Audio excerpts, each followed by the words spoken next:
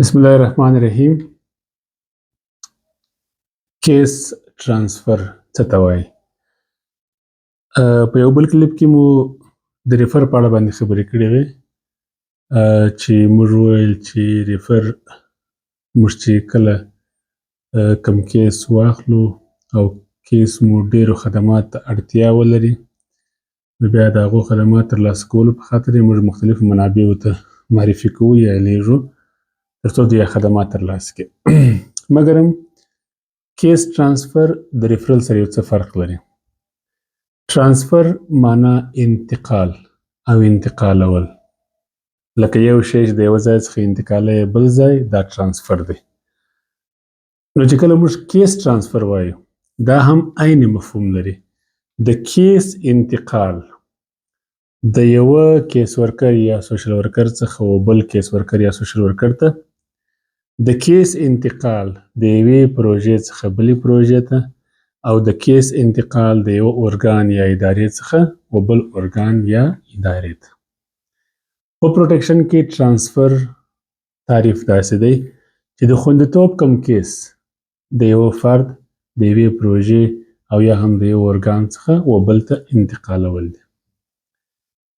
ترانسفر هم داخلي کېدلی سي هم باندنی کېدلی سي.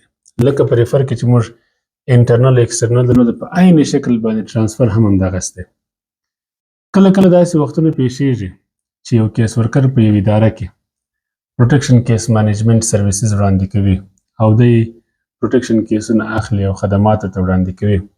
داسې وخت راځي چې دی استعفا کوي، په ځای باندې بل کس راځي. په دې وخت کې هغه اوپن کیسونه ټوله و نوي کس ته باید ترانسفر سي او هغه د ترانسفر اصول باید په نظر کې ونیول سي. بعضې وختونه په داخلي کې داسې سناریو هم پیښیږي چې یو پروژه خلاصیږي او د عین ارګان بله پروژه و هغې سنټر ته یا مرکز ته نږدې فعاله وي، فعالیت کوي. کیدلی سي چې د بینیفیشري سره په خبرو او د هغوی په خوښه باندې دا کیسونه ترانسفر سي و هغې بلې پروژې ته کوم چې دوام لري.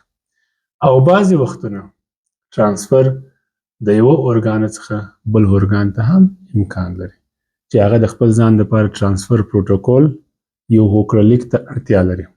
د هغې څخه په استفاده باندې هغه کیس ترانسفر کیږي و بلې ادارې یا ارګان ته او د پروتوکول پر اساس باندې تصمیم نیول کیږي چې د کیس د انتقال لپاره د ټول ډاکومنټس چې د کومې اولې ادارې سره شته هغه باید اصلي ورکول سي، کې کاپي ورکول سي، کې سکن ورکول سي، او یا هم فقط د ترانسفر د فورم څخه استفاده وسي، ډیټا پر هغه باندې ولیکل سي، معلومات یې هلته اضافه سي او هغه ارګان ته ورکول سي. دا د ارګانونو تر مابینځ موافقه ده په هغه پروتوکول کې، دوی پر دې باندې موافقه کوي او کله چې یې هوکړه وکړل د هغې څخه وروسته د ترانسفر پروسه د هغه کیس لپاره شروع کیږي. د ترانسفر لپاره دلایل مختلف دي. دا کیس تر کیسه پورې فرق لري. کم کسان چې اوس دا ویډیو ګوري شاید او په پروټیکشن کې په کیس مینجمنټ کې کار کوي شاید داسې سناریو او حالات سره مخامخ سوي. بعض داسې وختونه راځي چې بینیفیشري نور نه غواړي چې دې ارګان ته یا فرض مثال د ای په نامه باندې یو ارګان دی، بینیفیشري نه غواړي چې نور راسي دلته او د کیس مینجمنټ سرویسز ترلاسه کړي. نو وایي چې په همدې کلي کې په شاوخوا کې یو بل ارګان شته، زه ځم مراجعه کوم هغې ته، نو نور تاسې نه راځم هلته ځم. دا داسې یو حالت دی چې بینیفیشري نه غواړي چې نور تا ته راسي.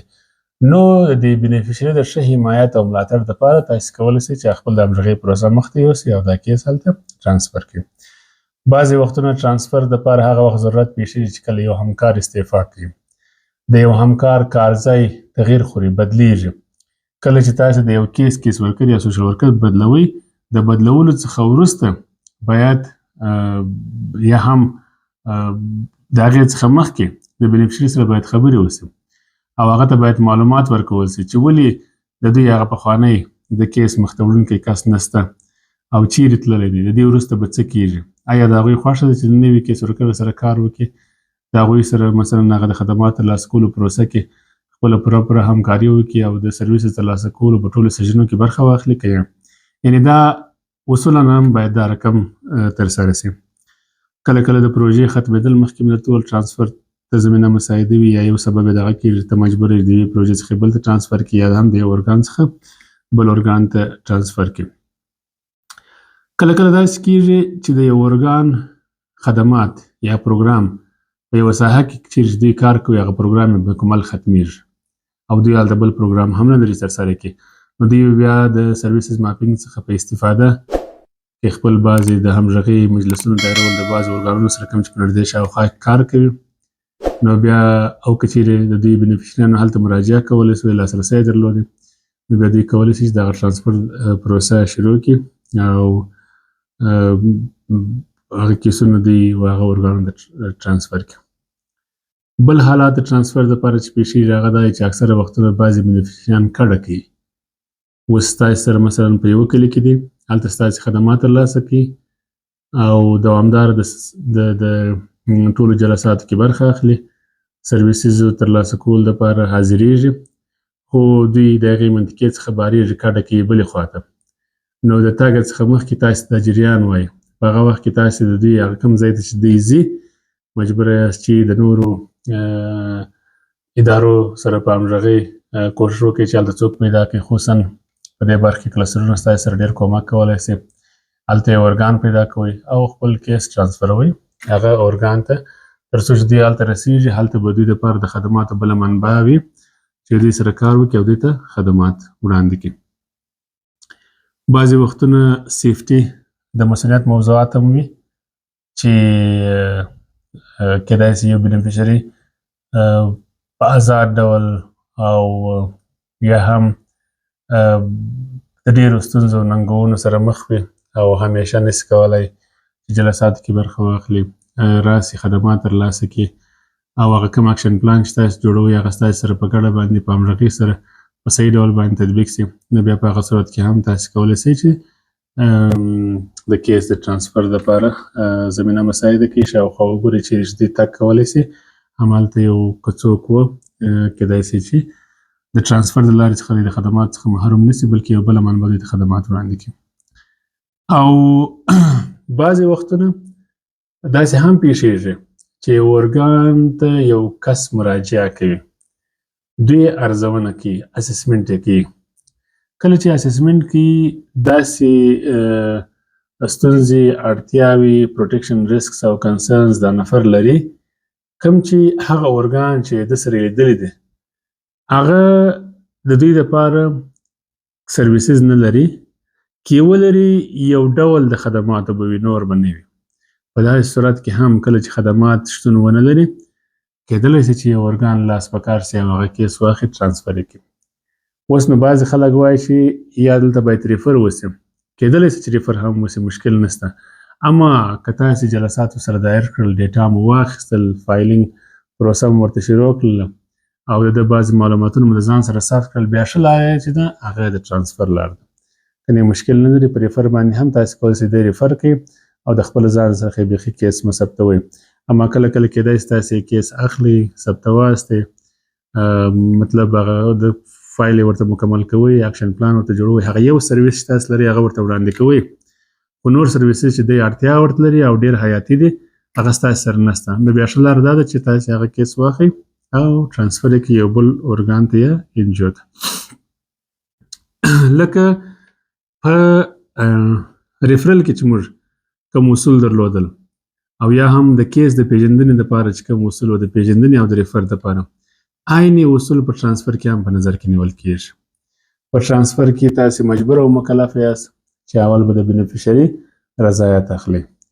د کیس د ټرانسفر کولو که تاسې ټرانسفر کوئ ټوله دلایل به ورته واضح کوئ، خبرې به ورسره کوئ، قناعت به ورکوئ.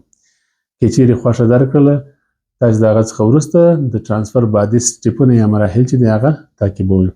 بله موضوع چې د هغه د محرمیت ده چې ډېره زیاته مهمه ده، د ډیټا او د معلوماتو شریکولو کې کوښښ وکړئ د محرمیت ټول اصول په نظر کې ونیسئ او ټرانسفر باید همیشه په دې وجه ترسره سي چې موږ د بینیفیشري یا دغه مراجعه کوونکي ته د ښو نورو خدمات د وړاندې کولو په خاطر باندې دا کار ترسره کوو.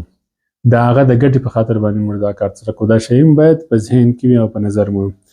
د ټرانسفر پروسه باید شفافه وي، مسلکي وي. د ټولو موجوده کیس منیجمنت اصول، د ریفر دپاره اصول، د ټرانسفر دپاره اصول، د هغو اصولو په رڼا کې دا کار ترسره شي.